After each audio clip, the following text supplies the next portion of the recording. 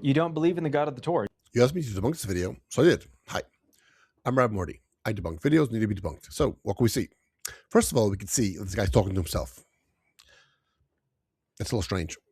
Second of all, the guy supposedly trying to be the Jew is wearing a cross t-shirt with New Testament writing on it. Also bad form.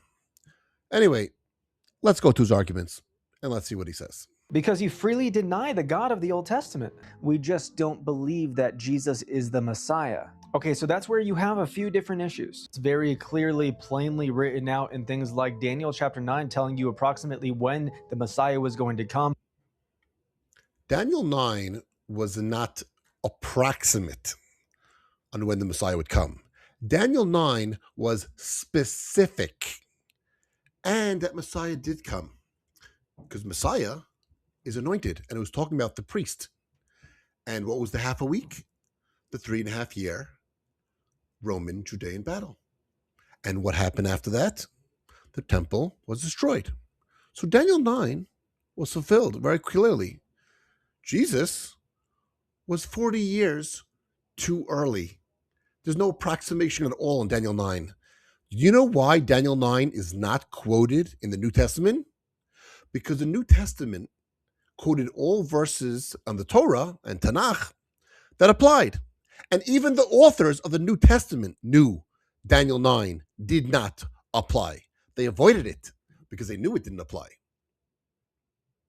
Isaiah 53 that really clearly explains very intimate and very unique details of Jesus's life. And then Really? Very, very clearly, not just regular clearly, but very, very clearly and unique. What in Isaiah 53 is unique to Jesus? Men get sick. Men suffer. The 12 disciples suffered more than Jesus did. The 10 Jewish martyrs suffered more than Jesus did. Joan of Arc suffered more than Jesus did. Napoleon suffered more than Jesus did. Jesus had one bad day. It even says in the Gospels twice that Jesus said to his disciples, I am going to suffer tomorrow. He went one day to suffer. And especially if you claim that he's God, could God suffer? So it was an apparition, it was a pantomime, it was a play. Isaiah 53 does not describe a play or a pantomime. Isaiah 53 describes a suffering servant. And if you don't want to believe that it's actually Israel, even though Isaiah told you 9 times beforehand that the servant means Israel, it definitely wasn't clear, and it definitely wasn't unique that it was Jesus. And if it was Jesus, look at Isaiah 2. Was that fulfilled? Isaiah 11. Was that fulfilled? What, you just skipped to Isaiah 53? you have Psalm 22 that gives a very specific set of details for the crucifixion. Crucifixion is not mentioned in Psalms 22. As a matter of fact, in the Hebrew, it doesn't use the word pierced at all. The only time the word pierced is used is in Zechariah. And Psalm 22 was actually talking about David's suffering. Also, Isaiah 53 might have referred to David, if not for the fact that David came earlier. David suffered a lot more than Jesus did. Whenever the Jews in the first century were binitarians. Jews in the first century, not binitarians. This idea of Jews being binitarians was first coined actually in 1977. And it was based on an idea from the 1800s. Before that, no one ever thought Jews were binitarians.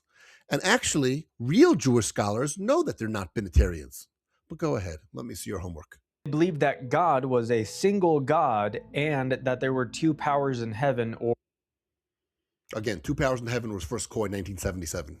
or two persons in that God. That's why you have things like in Daniel chapter 7 and Psalm 110, that is how they made sense of those things, is by They made sense of those things by actually translating them properly.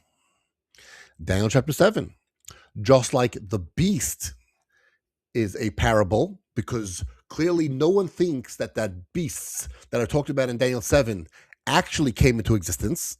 They're referring to other things. So too, this man in the clouds was also a parable referring to other things. All of a sudden, Daniel decided not to speak in parable when it came to the man of the clouds? Because when my Lord said to my Lord, sit at my right hand until There's two different words for Lord. There is Lord like Lord in heaven, God. And then there's Lord like my Lord. You know, like you call a king, like you call a noble. So there was my Lord in heaven speaking to my Lord. But you wouldn't know that because you only speak English. In Hebrew, there are two very different words. Clearly, God was talking to his Lord, David. Some say it was Abraham. Some say it could be Moses. No one says it was Jesus. Anyway, he goes through more of this dribble, talking to himself, completely misunderstanding everything. I love how clearly and very clearly and approximate are all these filler words he uses when I don't think he even has control of the English language, let alone the language in the Torah and Tanakh. Any questions? Let me know.